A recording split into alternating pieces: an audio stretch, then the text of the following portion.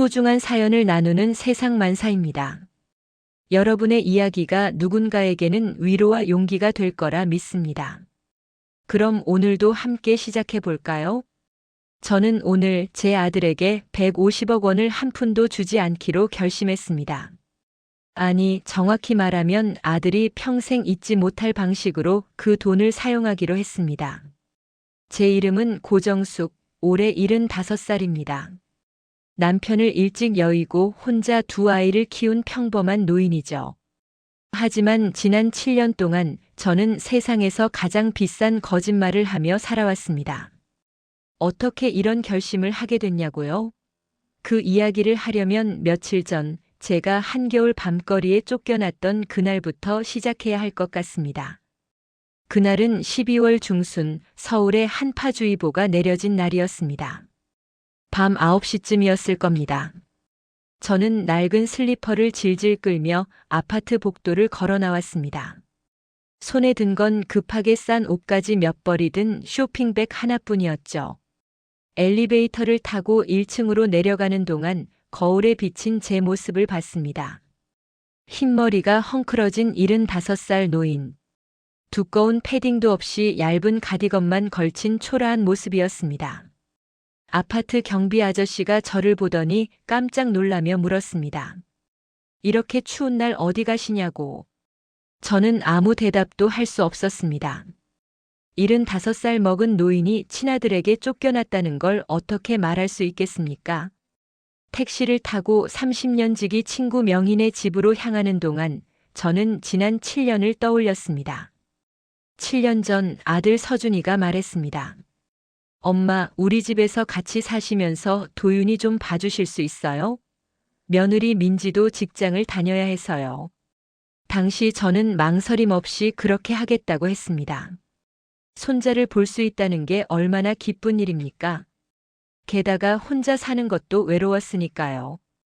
경기도에 있는 아들네 아파트로 이사한 첫날을 지금도 또렷이 기억합니다. 30평대 아파트였는데 제게 준 방은 베란다를 확장해서 만든 작은 공간이었습니다. 창문도 제대로 없고 겨울엔 춥고 여름엔 더운 그런 방이었죠. 하지만 저는 불평하지 않았습니다. 아들이 마련해준 공간인데 뭐 어떻습니까? 첫날부터 며느리 민지가 저에게 규칙을 설명했습니다. 아침 6시에 일어나서 식사 준비를 해주시고 도윤이를 학교에 보낸 후에는 집안 청소와 빨래를 해주세요. 저녁에는 도윤이 학원 픽업하고 저녁 준비해 주시면 돼요. 그리고 매달 50만 원을 생활비로 드릴게요. 저는 그 말을 듣고 잠시 당황했습니다. 생활비라니요? 저는 그냥 가족으로 함께 사는 줄 알았는데 이건 마치 가정부 고용계약 같았으니까요. 하지만 저는 참았습니다. 요즘 젊은 사람들은 다 이런가 보다 생각했죠. 그리고 손자 도윤이가 너무 예뻤으니까요. 당시 3살이었던 도윤이는 정말 천사 같은 아이였습니다. 할머니, 할머니 하며 제 뒤를 쫓아다니는 모습에 저는 모든 게 괜찮다고 생각했습니다. 하지만 시간이 지나면서 뭔가 이상하다는 걸 느끼기 시작했습니다. 아들 부부는 저를 정말 가족이 아닌 고용인처럼 대했거든요. 아침에 일어나면 며느리가 메모를 남겨뒀습니다. 어머니, 오늘 이불 빨래 좀 해주세요. 김치찌개는 너무 짜니까 싱겁게 해주시고요. 욕실 타일 사이사이 곰팡이 좀 닦아주세요. 매일같이 지시사항이 적힌 메모가 식탁 위에 놓여 있었습니다. 저는 새벽 6시에 일어나 하루를 시작했습니다. 가장 먼저 하는 일은 아들 부부의 아침 식사를 준비하는 것이었죠. 며느리는 입맛이 까다로워서 매일 다른 메뉴를 원했습니다. 어느 날은 된장찌개, 어느 날은 미역국, 어느 날은 김치찌개. 반찬도 최소 5가지는 상에 올라가야 했습니다. 만약 반찬이 부족하면 며느리가 한숨을 쉬며 말했죠. 어머니, 우리가 얼마나 바쁜지 아시잖아요. 아침이라도 제대로 먹어야 하루를 버티는데. 아들 부부가 출근하고 나면 저는 도윤이를 준비시켰습니다. 유치원에 데려다주고 집에 돌아와서는 청소를 시작했죠. 며느리의 기준은 매우 높았습니다. 바닥은 매일 쓸고 닦아야 했고 화장실은 하루에 2번 청소해야 했습니다. 옷장 정리, 신발장 정리, 냉장고 정리까지. 저는 하루 종일 쉴 틈이 없었습니다. 오후에는 도윤이를 유치원에서 데려와 간식을 챙겨주고 놀아주고 저녁 준비를 시작했습니다. 저녁도 아침만큼이나 정성스럽게 준비해야 했죠. 아들 서준이는 회식이 잦아서 저녁을 집에서 먹는 날이 많지 않았지만 며느리는 거의 매일 집에서 저녁을 먹었습니다. 그리고 식사 후에는 항상 음식 평가를 했죠. 어머니, 오늘 생선구이는 좀 짰어요. 다음엔 소금을 좀 덜 넣어주세요. 어머니, 이 나물은 너무 질겼어요. 좀 더 삶아주셔야죠. 어머니, 국은 너무 싱거워요. 간을 좀 맞춰주세요. 저는 매번 그렇게 하겠다고 대답했습니다. 하지만 다음 날이면 또 다른 지적이 나왔습니다. 어제는 너무 짜다더니 오늘은 너무 싱겁다고. 어제는 너무 질기다더니 오늘은 너무 무르다고. 저는 점점 깨달았습니다. 며느리는 음식이 문제가 아니라 그냥 저에게 뭐라도 지적하고 싶어 하는 거라는 걸요. 밤 11시가 되어야 저는 겨우 제 방으로 들어갈 수 있었습니다. 설거지를 끝내고 내일 아침에 먹을 밥을 미리 씻어두고 도윤이 유치원 준비물을 챙겨두고 나서야 잠자리에 들 수 있었죠. 하지만 제대로 잠을 자지도 못했습니다. 밤에도 도윤이가 깨서 물을 달라거나 화장실에 가고 싶다고 하면 제가 일어나야 했으니까요.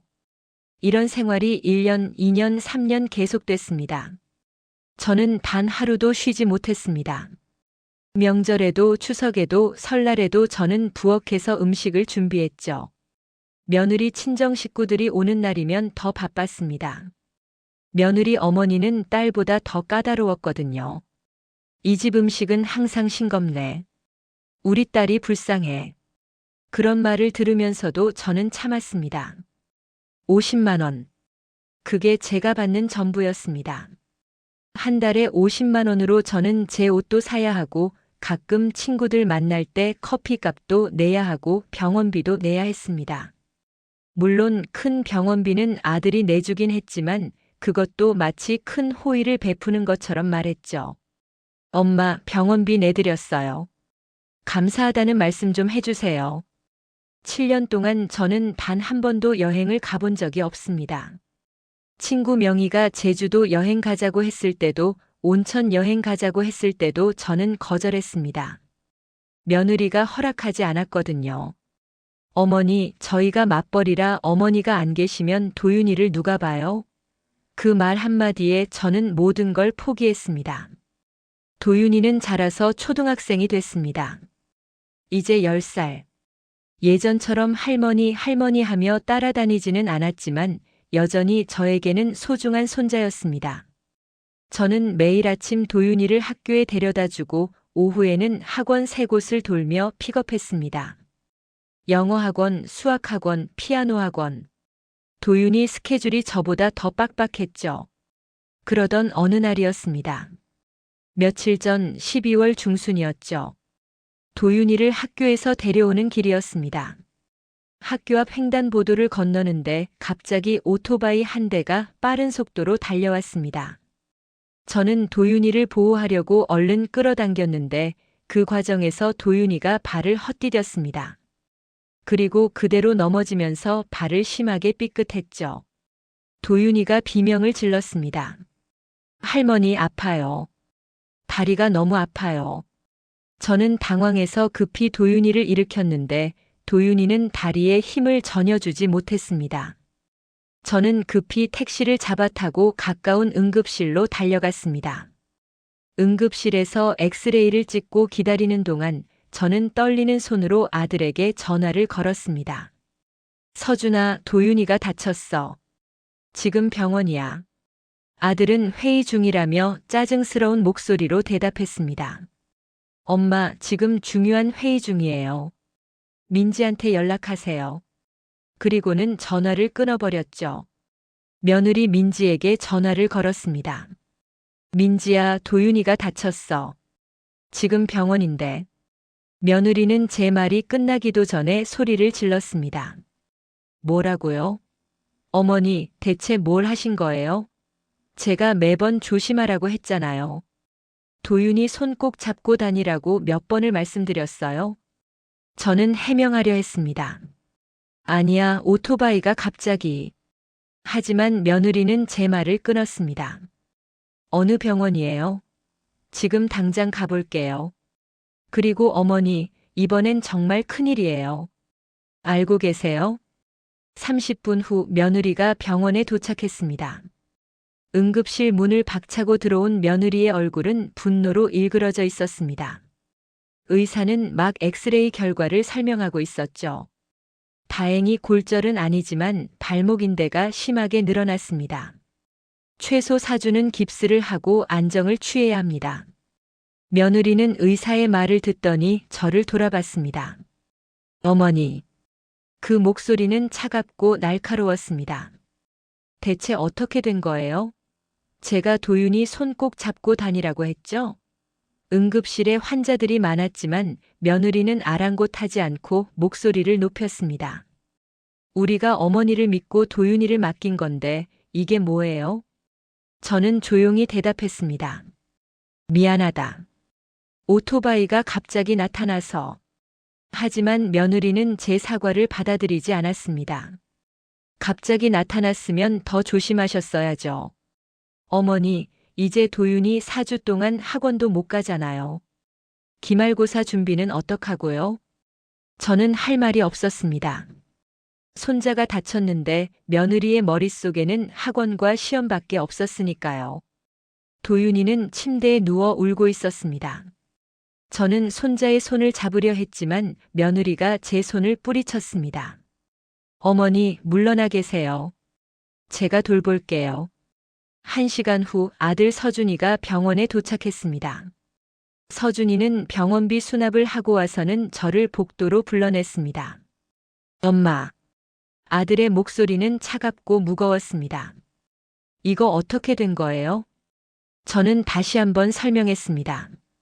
오토바이가 갑자기 나타나서. 하지만 아들은 고개를 저었습니다. 엄마, 우리가 일하느라 얼마나 힘든데요. 도윤이 다치면 누가 병원 데려가요? 누가 간호해요? 엄마도 이제 나이가 있으신데 제대로 못 돌보시는 거 아니에요? 저는 아들의 말에 가슴이 철렁했습니다. 제대로 못 돌본다니요? 7년 동안 저는 단 하루도 빠짐없이 도윤이를 돌봤는데 아들은 계속 말했습니다. 엄마, 솔직히 말씀드릴게요. 저희도 이제 엄마 모시는 게 부담이에요. 50만 원 드리는 것도 저희한테는 큰 돈이고 엄마 식사 챙겨드리는 것도 힘들거든요. 엄마 연세도 있으시니까 이제 좀 쉬시는 게 어때요? 저는 아들의 말뜻을 정확히 이해했습니다. 나가라는 거죠. 7년을 함께 살았는데 손자 한 번 다쳤다고 이제 나가라는 거였습니다. 저는 아무 말도 할 수 없었습니다. 목구멍에 뭔가 걸린 것처럼 말이 나오지 않았죠.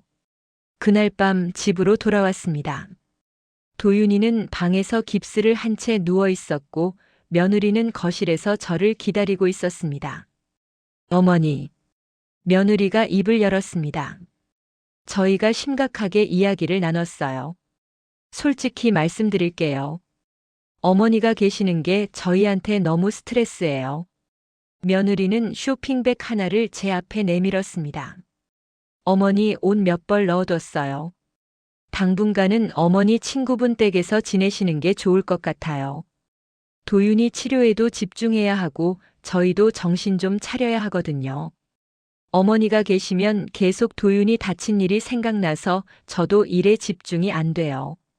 저는 며느리를 바라봤습니다. 7년입니다. 7년 동안 저는 이 집에서 살았습니다. 단 하루도 쉬지 않고 새벽 6시부터 밤 11시까지 일했습니다. 50만 원을 받으며 가정부처럼 일했죠. 그런데 이제 손자 한 번 다쳤다고 나가라는 겁니까?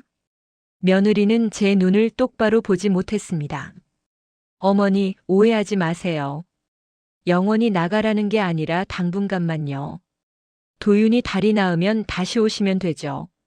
하지만 저는 알았습니다. 이게 핑계라는 걸. 며느리는 진작부터 저를 내보내고 싶어 했던 거예요. 그리고 이번 사고가 좋은 명분이 된 거죠. 아들은 자기 방에 들어가 버렸고 며느리는 주방으로 가버렸습니다. 저는 쇼핑백을 들고 제 작은 방으로 들어갔습니다. 방 안에는 7년 동안의 흔적이 남아 있었습니다. 도윤이가 그려준 그림들, 손자와 함께 찍은 사진들, 낡은 옷가지들. 저는 그것들을 가방에 담으며 눈물을 흘렸습니다. 그렇게 저는 밤 9시에 집을 나왔습니다. 아들도 며느리도 손자도 나를 배웅하지 않았습니다. 현관문을 닫는 순간 저는 7년의 세월이 한순간에 무너지는 것을 느꼈습니다. 친구 명희의 집에 도착했을 때는 밤 10시가 넘어 있었습니다. 명희는 문을 열자마자 깜짝 놀라며 저를 안으로 들였습니다. 정수가 무슨 일이야? 왜 이렇게 늦은 시간에? 저는 명희 앞에서 무너졌습니다. 그동안 참았던 눈물이 쏟아져 나왔죠. 명희는 저를 안아주며 말했습니다. 울어, 실컷 울어. 저는 명희의 품에서 한참을 울었습니다.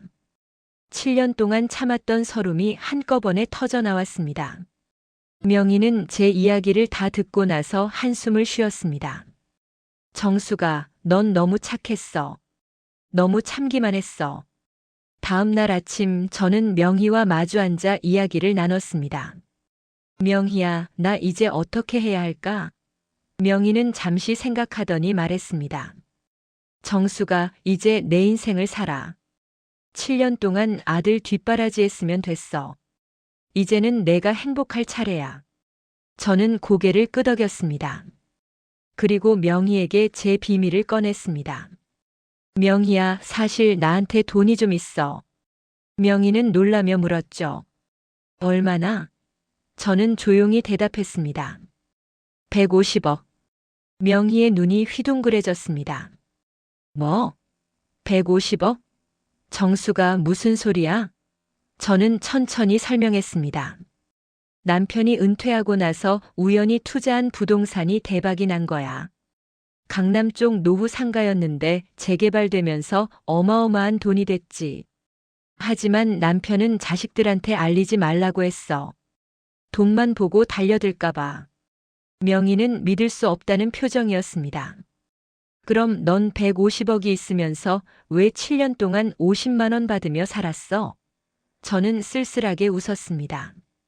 자식들의 진심을 보고 싶었어. 내가 가난하면 어떻게 대할까? 내가 돈이 많으면 어떻게 대할까? 그걸 알고 싶었지. 명희는 한참 동안 말이 없었습니다. 그러다 조용히 물었죠. 그래서 이제 어떻게 할 건데? 아들한테 그 돈 줄 거야?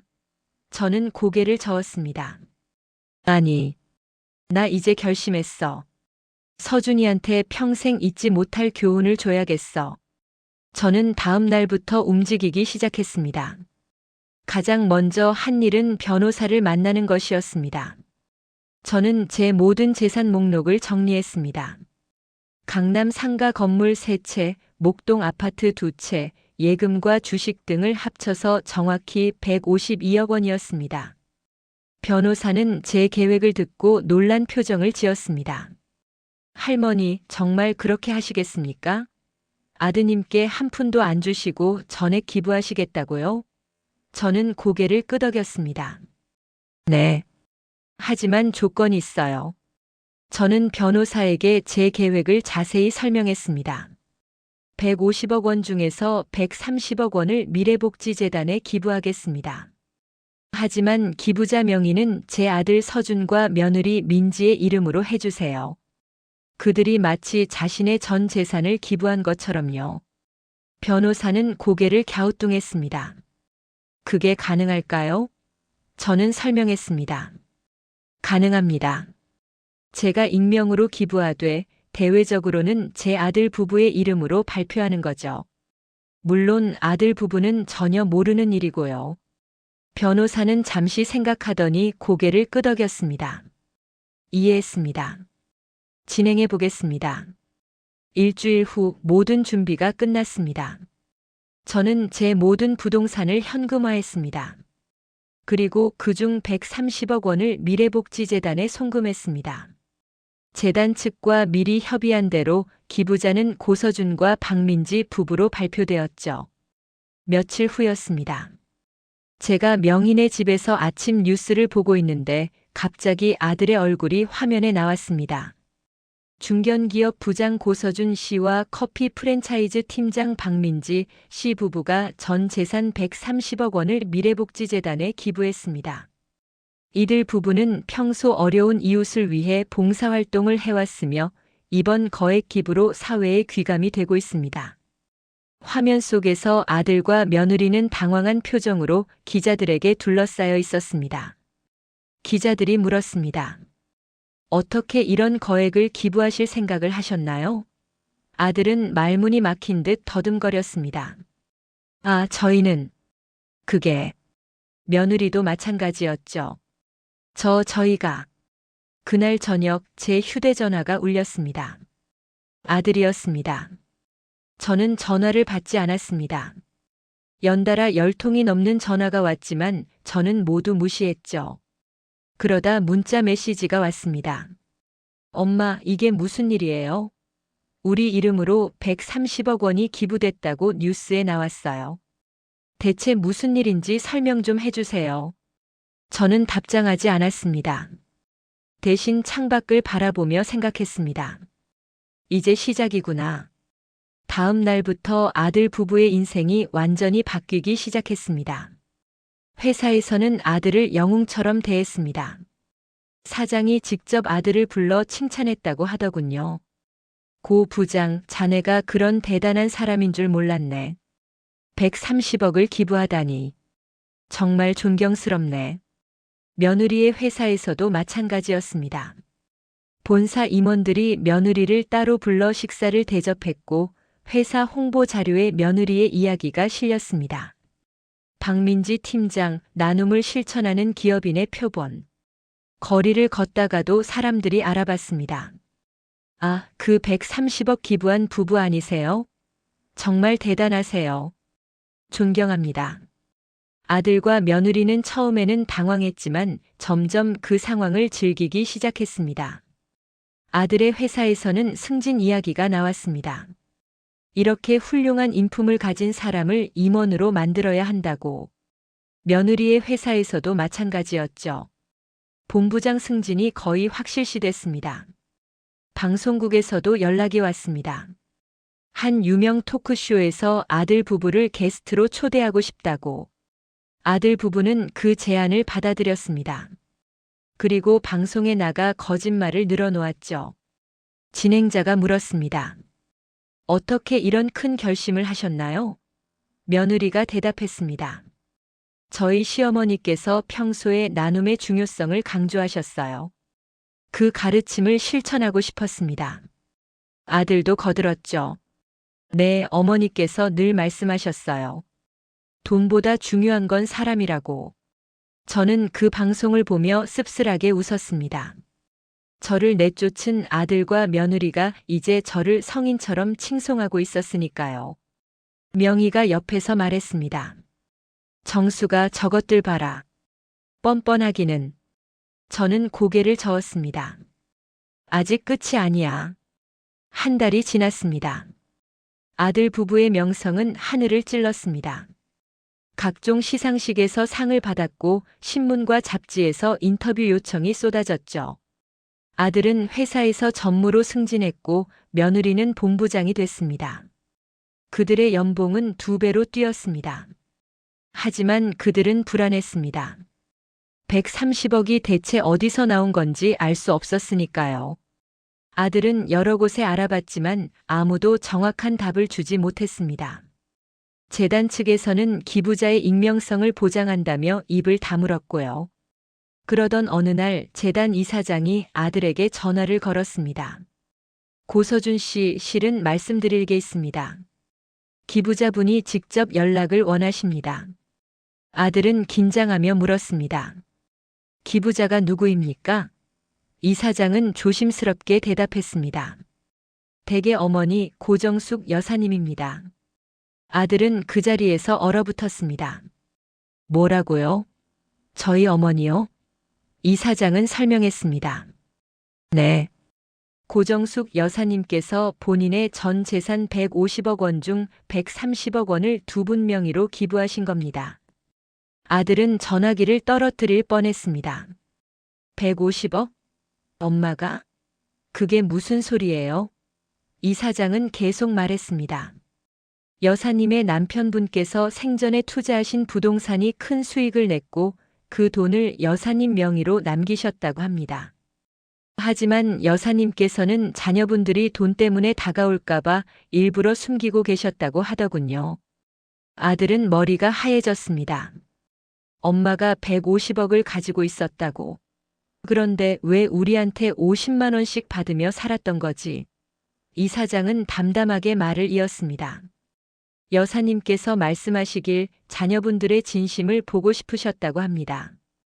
그리고 결과가 실망스러우셨다고요. 전화를 끊고 아들은 주저앉았습니다.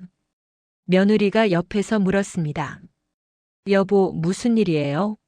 아들은 떨리는 목소리로 대답했습니다. 우리 엄마가 150억을 가지고 계셨대. 며느리도 얼어붙었습니다. 뭐라고요?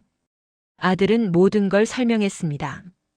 엄마가 부자였다는 것, 우리 이름으로 130억을 기부한 것, 그리고 우리가 엄마를 내쫓은 것. 며느리는 파랗게 질렸습니다. 그럼 우리가 받을 수 있던 유산이 150억이었다고요? 그런데 우리가 엄마를 내쫓아서 다 날린 거예요? 두 사람은 패닉에 빠졌습니다. 그들은 급히 저에게 연락을 시도했습니다. 하지만 저는 전화번호를 바꿔버렸죠.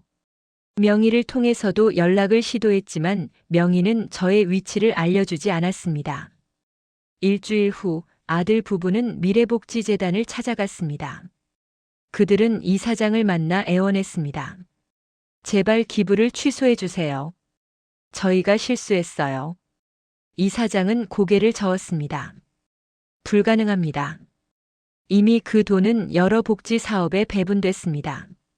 게다가 기부자이신 고정숙 여사님께서 절대 취소할 수 없다고 못을 박으셨습니다. 며느리가 울며 말했습니다. 그럼 저희는 어떡해요? 전국에 우리가 130억을 기부했다고 알려졌는데 사실은 우리 돈이 아니었다는 게 밝혀지면요? 이 사장은 안타까운 표정으로 말했습니다. 그건 두 분이 감당하셔야 할 문제입니다. 결국 진실이 밝혀졌습니다. 한 기자가 그 이야기를 추적했고 기사가 나갔죠. 130억 기부의 진실, 실제 기부자는 따로 있었다. 아들 부부는 단지 명의만 빌려줬을 뿐 실제 돈은 시어머니의 것이었다는 내용이었습니다. 여론은 돌변했습니다. 사람들은 아들 부부를 사기꾼이라고 비난했습니다. 자기 돈도 아닌데 마치 자기가 기부한 것처럼 행세했다고. 각종 시상식에서 받은 상도 반납해야 했고 방송 출연도 모두 취소됐습니다. 회사에서도 문제가 됐습니다. 아들의 회사에서는 전무 승진을 취소하고 원래 자리로 돌려보냈습니다. 며느리의 회사에서는 더 심했죠. 본부장 직위를 박탈하고 한직으로 발령냈습니다. 동료들은 그들을 손가락질했습니다. 남의 돈으로 영웅 행세하더니 정말 뻔뻔하네. 아들 부부는 사회적으로 완전히 고립됐습니다. 친구들도 하나둘 떠나갔고 친척들도 연락을 끊었습니다. 그들은 매일 집에 틀어박혀 인터넷 댓글을 읽으며 괴로워했죠. 그리고 더 큰 문제가 있었습니다. 사람들은 아들 부부가 실제로는 얼마나 많은 돈을 가지고 있는지 궁금해했습니다. 130억을 기부할 정도면 더 많은 재산이 있을 거라고 생각했죠. 하지만 진실은 달랐습니다. 아들 부부는 평범한 월급쟁이일 뿐이었고 재산이라고는 아파트 한 채가 전부였습니다. 기자들이 그 사실까지 파헤쳤고 기사가 나갔습니다. 130억 기부 부부의 민낯, 실제로는 빚쟁이. 아들 부부는 주택담보대출로 아파트를 샀고 아직도 20억 원의 빚이 남아 있었습니다. 게다가 생활비 대출까지 받아 쓰고 있었죠. 여론은 더욱 악화됐습니다. 빚도 못 갚으면서 무슨 기분이냐고. 시어머니 돈으로 영웅놀이하더니 실상은 빚쟁이라고. 아들 부부는 감당할 수 없는 비난에 시달렸습니다. 그러던 어느 날 아들이 저를 찾아왔습니다. 명의를 통해 제가 어디 있는지 알아낸 거죠. 저는 그때 새로 입주한 고급 실버타운에서 지내고 있었습니다. 남은 20억 원으로 저는 여생을 편하게 보낼 수 있는 곳으로 왔죠. 아들은 실버타운 로비에서 저를 기다리고 있었습니다. 며느리도 함께였습니다. 두 사람은 저를 보자마자 무릎을 꿇었습니다. 엄마, 죄송합니다. 저희가 잘못했어요. 아들의 목소리는 떨리고 있었습니다. 며느리도 울며 말했습니다. 어머니, 제발 용서해 주세요. 저희가 정말 잘못했어요. 기부 좀 취소해 주세요. 그 돈 없으면 저희 어떻게 살아요? 저는 차분히 두 사람을 바라봤습니다. 그들의 얼굴에는 진심 어린 후회가 보였습니다. 하지만 그게 정말 저에 대한 미안함인지 아니면 돈에 대한 미련인지는 알 수 없었죠. 저는 조용히 입을 열었습니다. 서준아, 민지야. 나는 7년 동안 너희 집에서 살았다. 새벽 6시부터 밤 11시까지 일했고 단 하루도 쉬지 못했지. 50만 원을 받으며 가정부처럼 살았어. 그런데 너희는 나를 어떻게 대했니? 아들이 고개를 숙였습니다.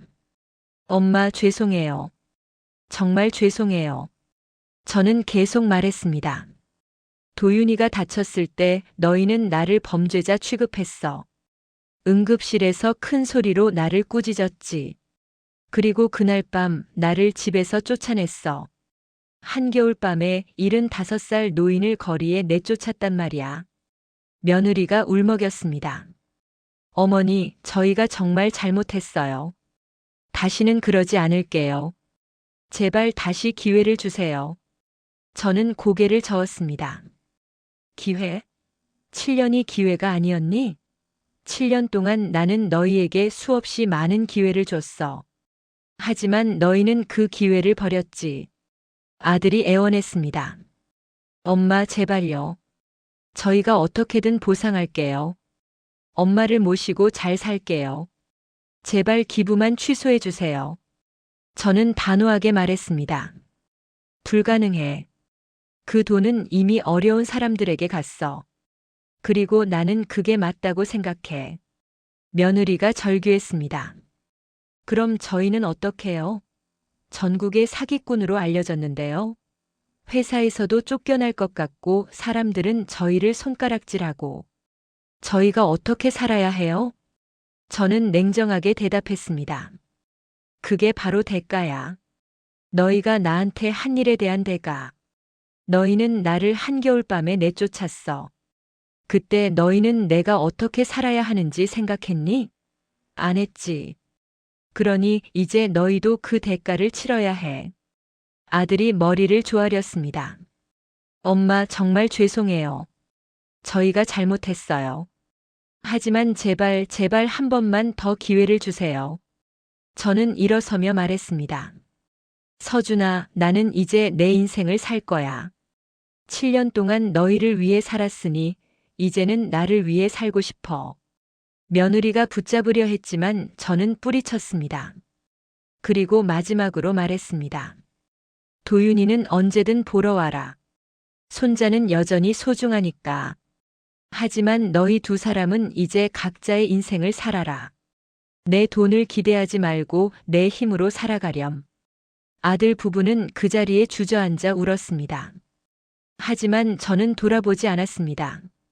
저는 제 방으로 돌아가 창밖을 바라봤습니다. 하늘은 맑고 푸르렀습니다.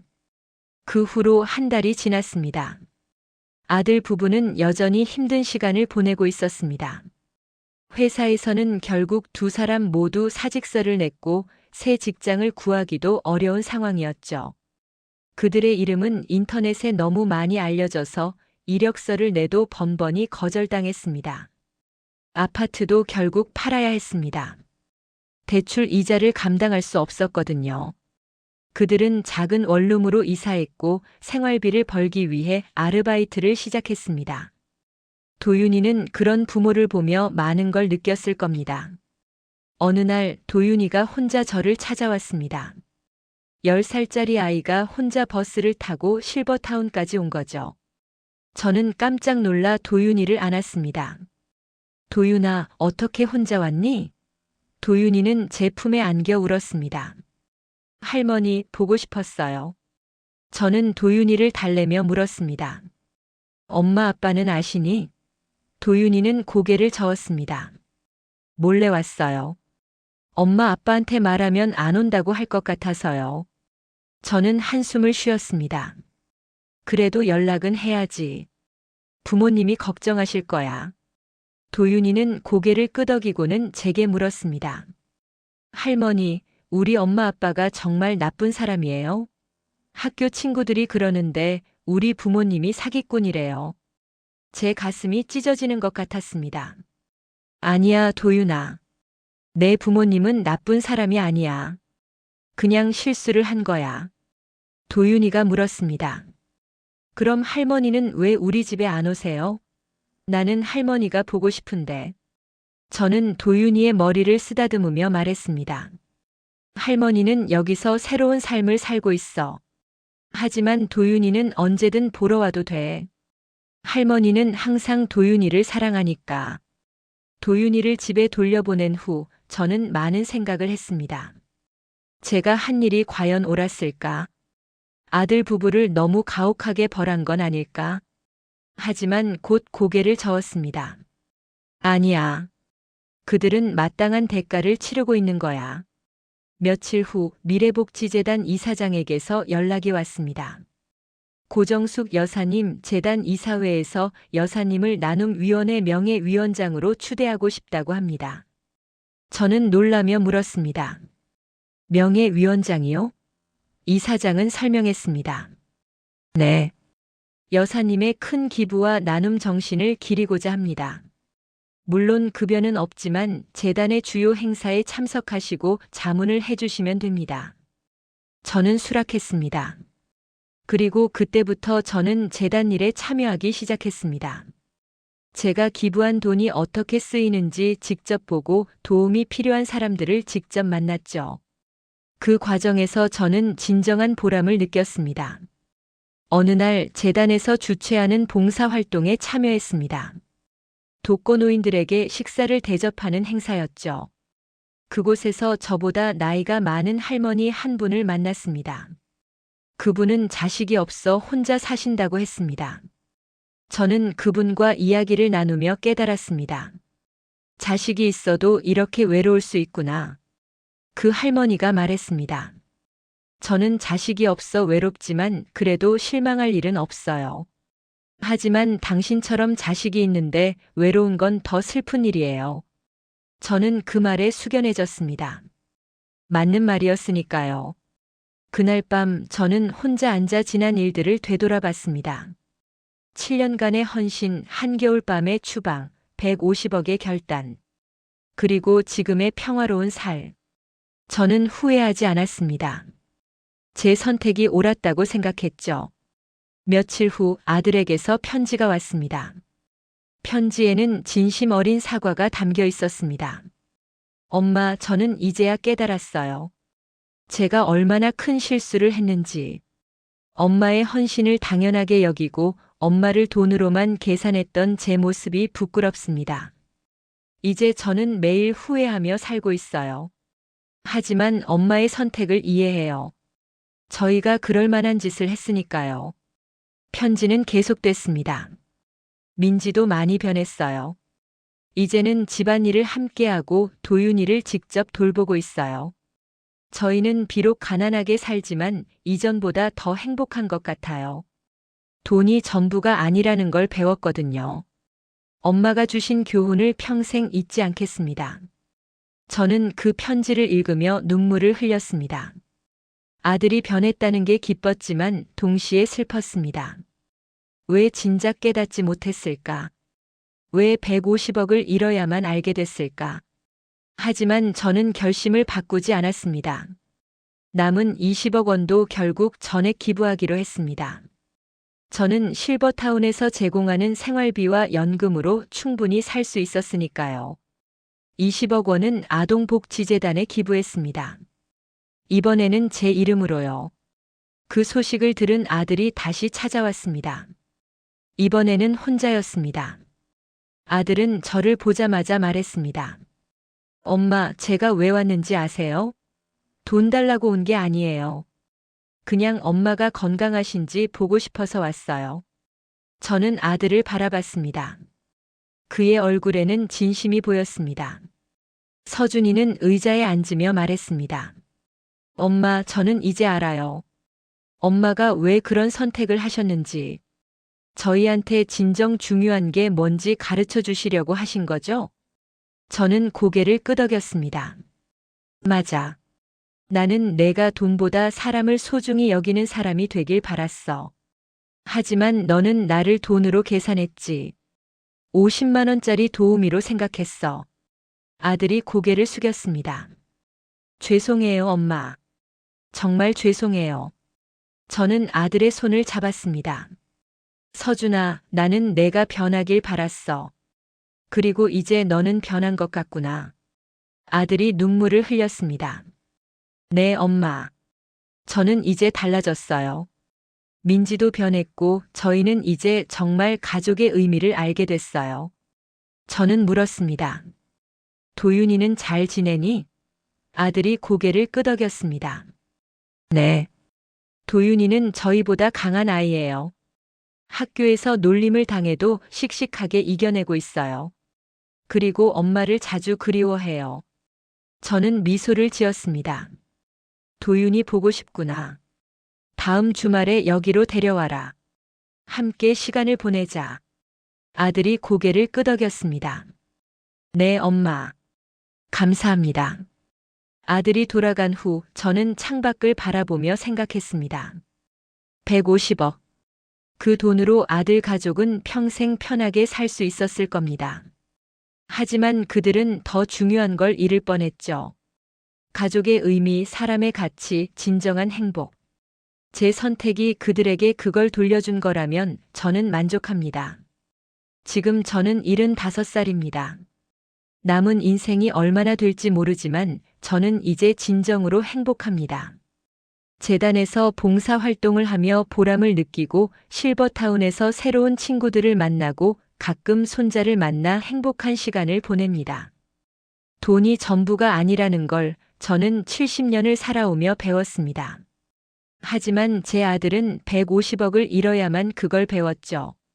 어쩌면 비싼 교육비였을지도 모릅니다. 하지만 그만한 가치가 있었다고 생각합니다. 이제 저는 매일 아침 창문을 열고 신선한 공기를 마십니다. 아침 6시에 일어나 누군가를 위해 밥을 하지 않아도 되고 밤 11시까지 설거지를 하지 않아도 됩니다. 저는 제 시간을 제가 원하는 대로 사용합니다. 책을 읽고 산책을 하고 친구들과 차를 마시고 봉사활동을 합니다. 가끔 아들 부부가 저를 찾아옵니다. 이제 그들은 달라졌습니다. 제게 고압적으로 대하지 않고 진심으로 대화를 나눕니다. 며느리는 이제 저를 어머니라고 부르며 존중합니다. 그들이 가져오는 선물은 비싸지 않지만 정성이 담겨 있습니다. 도윤이는 한 달에 한 번씩 저를 보러 옵니다. 우리는 함께 실버타운 정원을 산책하고 이야기를 나눕니다. 도윤이는 이제 할머니가 한 일을 이해한다고 말합니다. 할머니는 용감한 분이에요. 그런 도윤이의 말에 저는 웃음이 나옵니다. 150억. 그 돈은 이제 없습니다. 하지만 저는 그 돈보다 더 값진 것을 얻었습니다. 제 존엄성, 제 자유, 그리고 진정한 가족의 의미. 아들 부부도 마찬가지입니다. 그들은 돈을 잃었지만 인생에서 진정 중요한 게 무엇인지 배웠습니다. 혹시 지금 이 이야기를 듣고 계신 분들 중에 부모님의 헌신을 당연하게 여기는 분이 계신가요? 혹은 가족을 돈으로 계산하고 계신가요? 제 이야기가 작은 경고가 되었으면 합니다. 부모의 사랑은 무한하지 않습니다. 언젠가는 바닥이 납니다. 그리고 그때가 되면 아무리 후회해도 돌이킬 수 없습니다. 저는 운이 좋았습니다. 150억이라는 돈이 있어서 제 아들에게 교훈을 줄 수 있었으니까요. 하지만 대부분의 부모님들은 그런 수단이 없습니다. 그들은 그냥 묵묵히 참고 상처받고 외로워하다가 세상을 떠납니다. 그러니 제발 지금 부모님이 살아계신다면 오늘 당장 전화하세요. 사랑한다고 감사하다고 말씀드리세요. 그게 어려우면 그냥 안부라도 물어보세요. 저는 이제 제 인생의 마지막 챕터를 쓰고 있습니다. 그리고 이 챕터는 제가 원하는 방식으로 쓰고 있습니다. 누구를 위해서가 아니라 저 자신을 위해서요. 75의 나이에 새로운 시작을 한다는 게 늦었다고 생각하실 수도 있습니다. 하지만 저는 알았습니다. 새로운 시작에 늦은 나이란 없다는 걸. 지금 이 순간 저는 행복합니다. 진정으로 행복합니다. 그리고 그게 제가 150억을 포기하고 얻은 가장 큰 선물입니다. 영상이 재미있으셨다면 구독과 좋아요, 댓글까지 부탁드리고 오늘도 건강하고 행복한 하루 되시길 바랍니다.